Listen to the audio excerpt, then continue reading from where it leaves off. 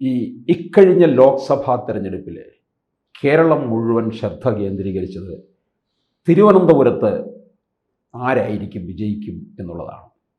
അതുപോലെ തൃശ്ശൂരും ഉണ്ടായിരുന്നു. തൃശ്ശൂരിൽ നമുക്കറിയാം പ്രവചനങ്ങൾ മുഴുവൻ തെറ്റിച്ചുകൊണ്ട് സുരേഷ് ഗോപി 76,000-ലധികം വോട്ടിൻ്റെ ഭൂരിപക്ഷത്തിൽ വിജയിച്ചു എന്നുള്ളതാണ്. തിരുവനന്തപുരത്ത് പക്ഷേ ഇപ്പോഴും ഈ കൈയെത്തുന്ന ദൂരത്തിൽ മാത്രമായിട്ട് നിൽക്കുകയാണ്. ഇതുപോലെ തന്നെയാണ് ഇപ്പോൾ തദ്ദേശ തെരഞ്ഞെടുപ്പിലും തിരുവനന്തപുരം കോർപ്പറേഷൻ BJP പിടിച്ചെടുക്കുമോ എന്നാണ്. രാജീവ് ചന്ദ്രശേഖർ കഠിനാധ്വാനം ചെയ്യുന്നുണ്ട്. BJP അധികാരത്തിൽ വന്നു കഴിഞ്ഞാൽ 45 ദിവസത്തിനകം നരേന്ദ്രമോദി തന്നെ എത്തി തിരുവനന്തപുരത്തിൻ്റെ ഒരു വികസന പദ്ധതി പ്രഖ്യാപിക്കും. അതുപോലെ കഴിഞ്ഞ കോർപ്പറേഷൻ ഭരണം കോടികളുടെ അഴിമതിയും ധൂർത്തുമായിരുന്നു എന്ന് ഉറക്കെ പ്രഖ്യാപിക്കുകയും ചെയ്തിരിക്കുകയാണ്. ഈ സാഹചര്യത്തിൽ ഇപ്പം കോൺഗ്രസ്സുകാർ ഒട്ടും പിന്നാക്കമല്ല. അവരും കെ മുരളീധരൻ്റെ നേതൃത്വത്തിൽ മുന്നോട്ട് പോവുകയാണ്. അവരിവിടെ വരെ പോകുമെന്നുള്ളത് നമുക്ക് കണ്ടറിയേണ്ട കാര്യമാണ്. അവർക്ക് പ്രതികൂല ഘടകങ്ങൾ നിരവധിയുണ്ട്. ഇതുപോലെ തന്നെ CPM-നുമുണ്ട് പ്രതികൂല സാഹചര്യങ്ങൾ. അപ്പോൾ BJP-യുടെ സ്പേസ് എത്രയാണെന്നുള്ളതാണ്. തദ്ദേശത്തിൽ തിരുവനന്തപുരമാണ് താരം എന്നതിൽ യാതൊരു സംശയവുമില്ല. കാരണം സംസ്ഥാന തലസ്ഥാനം എങ്ങനെ ചിന്തിക്കുന്നു എന്നറിയാൻ കേരളത്തിലെ എല്ലാ വോട്ടർമാർക്കും നിരീക്ഷകർക്കും താല്പര്യമുണ്ടാവും. അതുമാത്രമല്ല, ജനുവിനായി എല്ലാ അർത്ഥത്തിലും ഏറ്റവും ജനുവിനായി ഒരു ത്രികോണ മത്സരം നടക്കുന്ന കേരളത്തിലെ ഏക ഇടം തിരുവനന്തപുരം നഗരപരിധിക്കുള്ളിലുള്ള സ്ഥലങ്ങളാണ് എന്നതും ആരും നിഷ്പക്ഷമായി ചിന്തിക്കുന്ന ആരും സമ്മതിക്കും. കാരണം ഈക്വൽ ചാൻസാണ് നിയമസഭാ തെരഞ്ഞെടുപ്പിലും ലോക്സഭാ തെരഞ്ഞെടുപ്പിലും അതുപോലെ കോർപ്പറേഷൻ തെരഞ്ഞെടുപ്പിലും എല്ലാം മാറി മറിഞ്ഞും ഒക്കെ തന്നെ വിജയപരാജയങ്ങൾ മാറി മറിഞ്ഞിട്ടുള്ള ഒരു സ്ഥലമാണ്. ഒരു പാർട്ടിയുടെയും കുത്തകയല്ല തിരുവനന്തപുരം എന്നുകൂടി ഓർക്കണം. അതുമാത്രമല്ല, തിരുവനന്തപുരത്തിനൊരു പാൻ കേരള ആൻഡ് കോസ്മോപോളിറ്റൻ കളറുണ്ട്. അത് ടെക്നോ സെൻട്രിക് ആളുകൾ ഇവിടെ വരുന്നു. അന്യ സംസ്ഥാനത്തു നിന്നുള്ളവർ പോലും വരുന്നു, താമസിക്കുന്നു. ടെക്നോ പാർക്ക് ഉണ്ട്. ഗവൺമെൻറ് ഓഫീസുകൾ, സെക്രട്ടേറിയറ്റിലൊക്കെ ജോലി ചെയ്യുന്ന അല്ലെങ്കിൽ ഗവൺമെൻറ് ഓഫീസുകളിൽ ജോലി ചെയ്യുന്ന മഹാഭൂരിപക്ഷം ആളുകളും തിരുവനന്തപുരം നഗരത്തിന് പുറത്തുള്ളവരും കേരളത്തിൻ്റെ മറ്റിടങ്ങളിലുള്ളവരും, എന്നാൽ അവർ ജോലി കാരണങ്ങളാൽ തിരുവനന്തപുരം അവരുടെ ഭവനമാക്കി മാറ്റിയവരുമാണ്. പറയാറുണ്ട് വരുത്തന്മാരുടെ ഇടമാണ്. ഒറിജിനൽ ട്രിവാൻഡ്രം. അതുകൊണ്ട് ജാതിയോ മതമോ വർണ്ണമോ വർഗമോ ഒന്നും തന്നെ ആ രീതിയിൽ പ്രബലമല്ല. അതേസമയം ഐഡൻറ്റിറ്റി കോൺഷ്യസ്നെസ്സിൻ്റെ ഒരു പുതിയ രൂപം തിരുവനന്തപുരത്ത് വളർന്നു വരുന്നുമുണ്ട്. ഒറിജിനൽ ട്രിവാൻഡ്രം വല, അവരുടെ ഒരു അസ്തിത്വം. ഇതെല്ലാം ചേർത്തുകൊണ്ട് വേണം തിരുവനന്തപുരത്തിൻ്റെ ഒരു രാഷ്ട്രീയ ചിത്രം നമ്മൾ മനസ്സിലാക്കാൻ. തദ്ദേശ തിരഞ്ഞെടുപ്പ് എന്ന് പറയുന്നത് ലോക്കൽ ഫാക്ടേഴ്സാണ്. അവിടെ തിരുവനന്തപുരം കോർപ്പറേഷൻ നേരത്തെ ശ്രീ വിജയനാഥ് സൂചിപ്പിച്ച കാര്യങ്ങളുണ്ട്.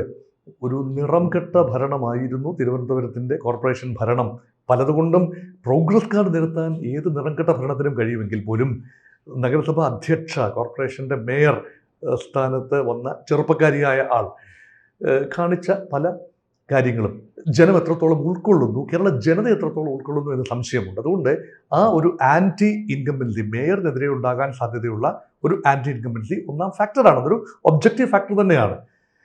അതുപോലെ തന്നെയാണ് അഴിമതിയുടെ ഒരുപാട് അഴിമതി ആരോപണങ്ങൾ കേട്ട ഒരു നഗരസഭ കൂടിയാണ്. അപ്പോൾ ഇതിൻ്റെ പ്രയോജനം ആരാണ്? സാധാരണഗതിയിൽ കേരളത്തിലെ മുഖ്യ പ്രതിപക്ഷം ഭാരതീയ ജനതാ പാർട്ടി അല്ല, UDF ആണ്. പക്ഷെ തിരുവനന്തപുരത്തെ മുഖ്യ പ്രതിപക്ഷം UDF അല്ല, നിലവിൽ അത് BJP ആണ്. BJP ആണ് സിംഗിൾ ലാർജസ്റ്റ്, പ്രതിപക്ഷത്തെ സിംഗിൾ ലാർജസ്റ്റ് ഫോഴ്സ്.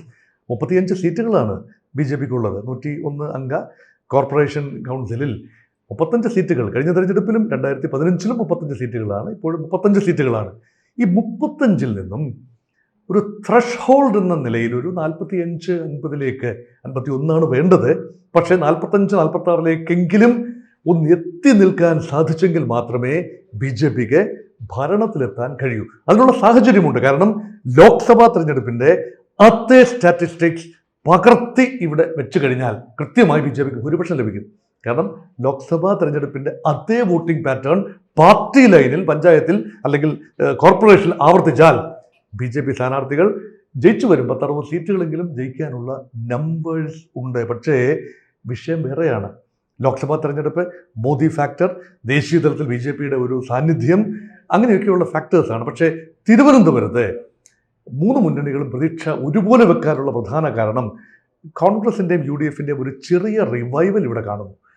കാര്യമായ ഒരു അസ്തിത്വമില്ല. 15 സീറ്റുകൾ മാത്രമാണ് കോൺഗ്രസ് പാർട്ടിക്ക് യു ഡി എഫിന് ലഭിച്ചത്. കഴിഞ്ഞ 10 സീറ്റ് 10 സീറ്റ് 15 മൊത്തത്തിൽ എനിക്ക് ഇനി അത് എത്ര വരെ പോകുന്നു? അതെ, 10 സീറ്റാണ്. 10 സീറ്റിൽ നിന്നും എത്ര വരെ പോകാൻ സാധിക്കും? കഴിഞ്ഞ 2 തെരഞ്ഞെടുപ്പിലും 10 സീറ്റുകൾ മാത്രമാണ്. 2015-ലും 20-ലും 10 സീറ്റുകൾ മാത്രമുള്ള കോൺഗ്രസ് പാർട്ടിക്ക് അവിടുന്ന് എത്രത്തോളം മുന്നേറിയാലും ഒരു 25-ൽ കൂടുതലാകാൻ സാധിക്കുമോ?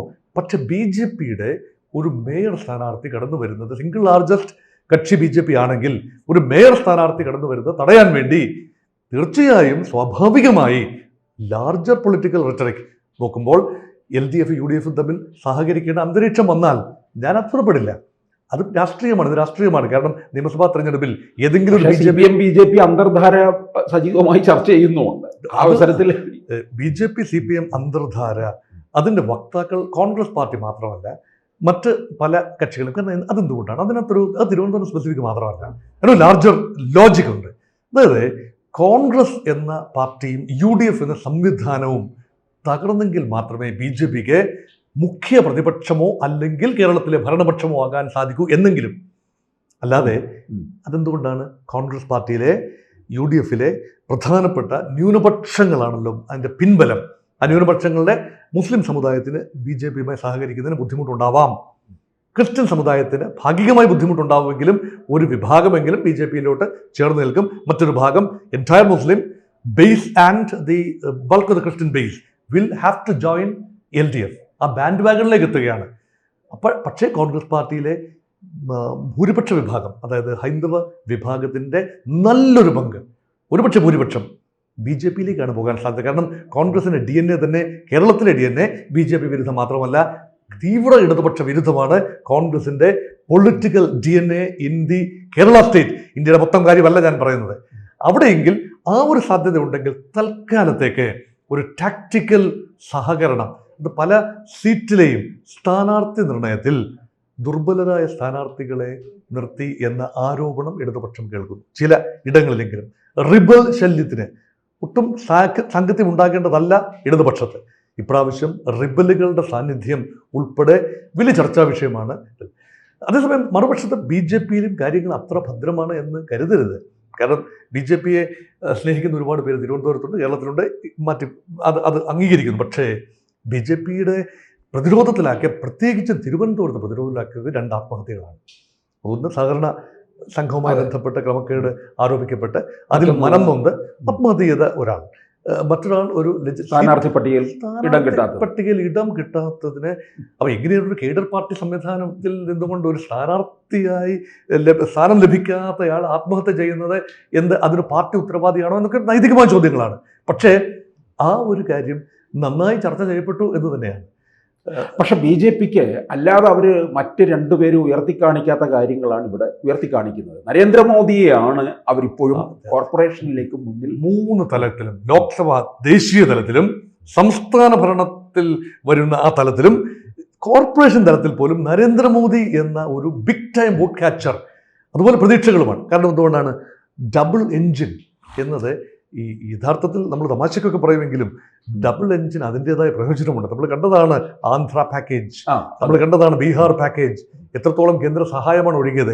തിരുവനന്തപുരം നഗരത്തെ സ്വപ്ന നഗരമായി മാറ്റിയെടുക്കാൻ എന്തെങ്കിലും സാധ്യതയുണ്ട്, കേന്ദ്രത്തിൻ്റെ വിശാലമായ കൈവെപ്പ് ലഭിക്കണമെങ്കിൽ അത് BJP വരേണ്ടതുണ്ട് എന്ന് ചിന്തിക്കുന്ന നിഷ്പക്ഷരായ ആളുകളുണ്ട്. അവർ പാർട്ടിക്കാരായതുകൊണ്ടല്ല, അവർ BJPക്കാരായതുകൊണ്ടല്ല.